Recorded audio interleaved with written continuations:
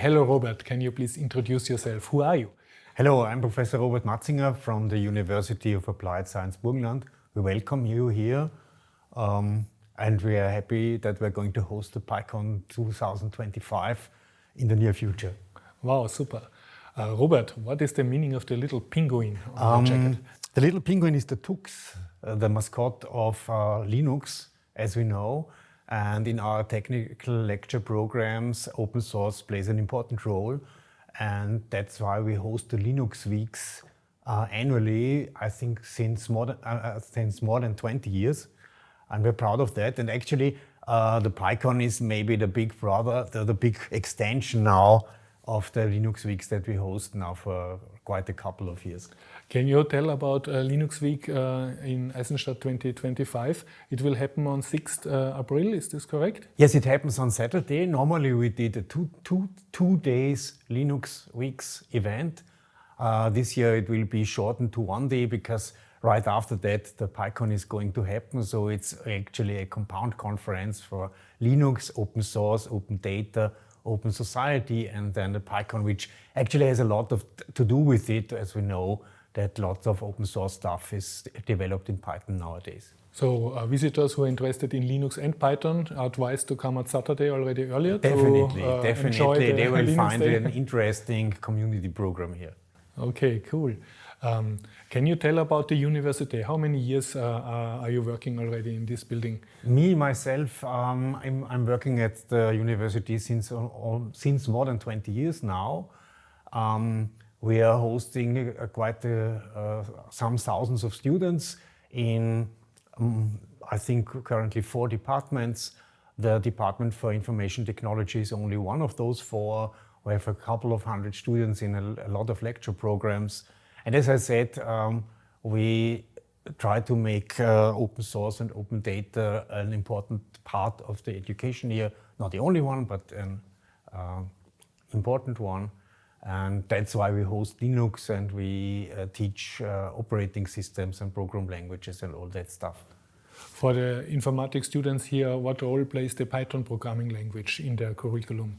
I think an increasing one. An increasing one.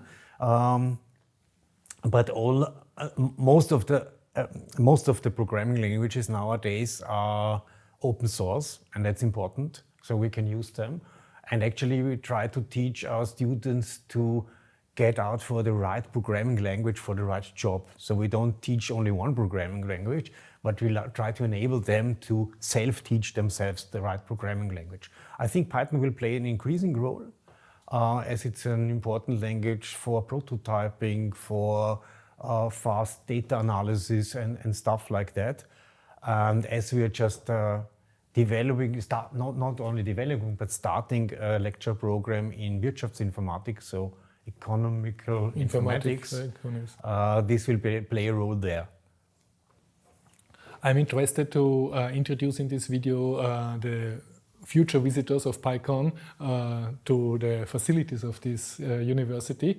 Can you tell about the lecture rooms? You have, I think, 5 big ones. We have 5 big lecture rooms and quite an uncountable number of smaller ones. Like as you see here, with or without equipment and so on. We're actually quite proud of our infrastructure here. It's nice and light, and I think the lecture rooms, I do myself enjoy teaching in the lecture rooms because they have good equipment, good sound, everything you need.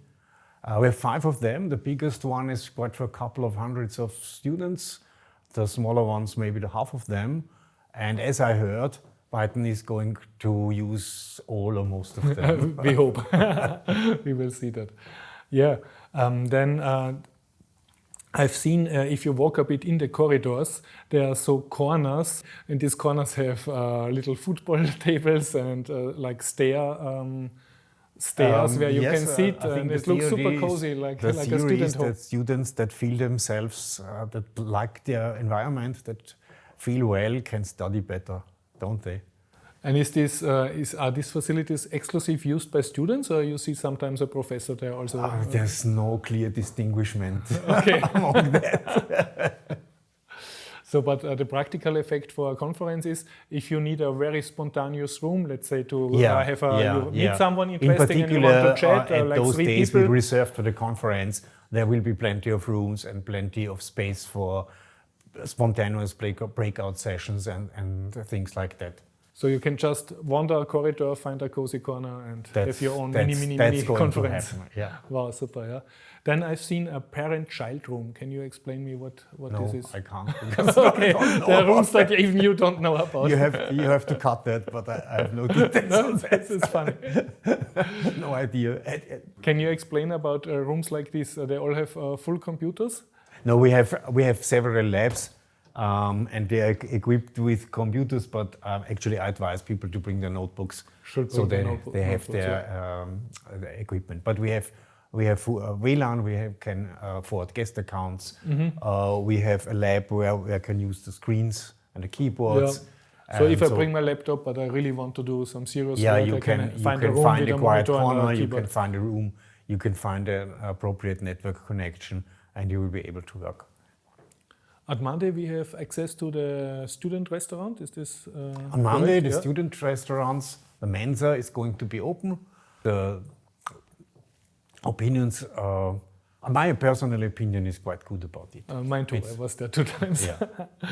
Can you maybe say a few words why University of Applied Science Burgenland is hosting the Pycon conference? So what is your goal, or what is your idea behind hosting them? Behind hosting us?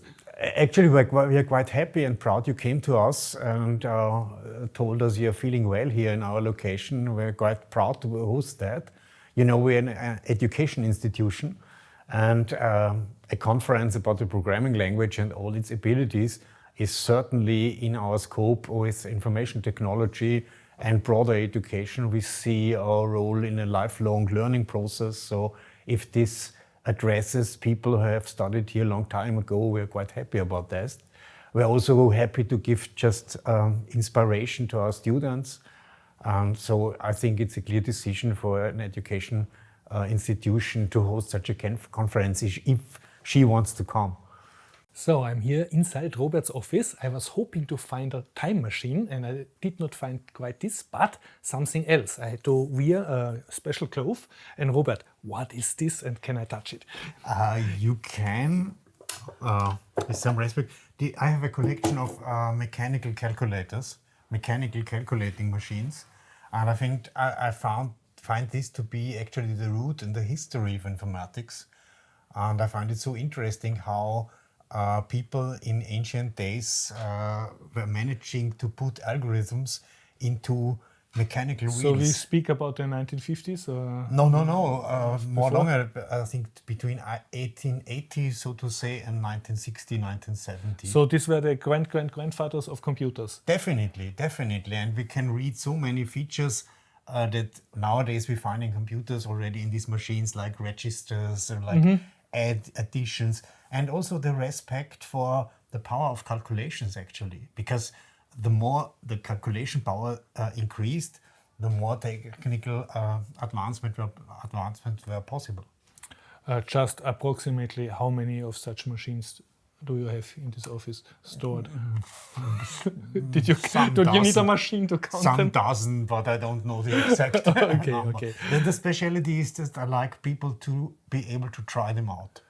So it's allowed if some visitors come in your office and apply themselves to a glove, they're allowed to touch it? Yeah, definitely. Not all of them. Those are the more sane and sympathetic visitors. And the more stable machines. Can I turn this yes, wheel? You can, actually. I have this. This is a typical older Brunswiga, and it's very easy. It's basically like a pocket calculator today, so he can make an addition. And it can also make subtraction and multiplication and division. Okay, and so now you're dialing in a number. Let's see, what is this number? This is 3, 4, 3, there's 5. 3, 5, 7, 4. 3, 7, and like this, you can add it 1 time, 2 time, 4 and times. here I see already the sum. That's it. So, and if we were able to reset this before, they are also counted. and that's, you know how often you have added So you them. actually multiplied it by the number of rotations you made with the That's crank. it. And you also have a shift in the comma, and that's one you can add now 10 times, 20 times, 30 times. Okay, yeah. Now I have this number Times 10, 30, yeah. 33. Basically a two-dimensional multiplication in this dimension. It's and actually in the this, way we the were two told axes. in primary school. Yeah, it's yeah, exactly the way where how we learned it in primary school. Fantastic. So this machine can also make divisions? Yeah, but it's a bit complicated. This will take a There you longer need video. an algorithm. Okay. Yeah, But I hope you will give us a talk about machines I will in, be happy. I will be in happy Pycon. to do so. Must be fascinating to make a simulation of such a machine. Or There are actually plenty of them on the market. Yeah? I find Okay. it fascinating to touch the real machine. to touch the real ones. Yeah. And so if maybe it can happen that visitors that you make some exhibitions like in the museum I can with some do that. machines. Guys, if you want to touch this, speak to Robert. We'll be happy to see you.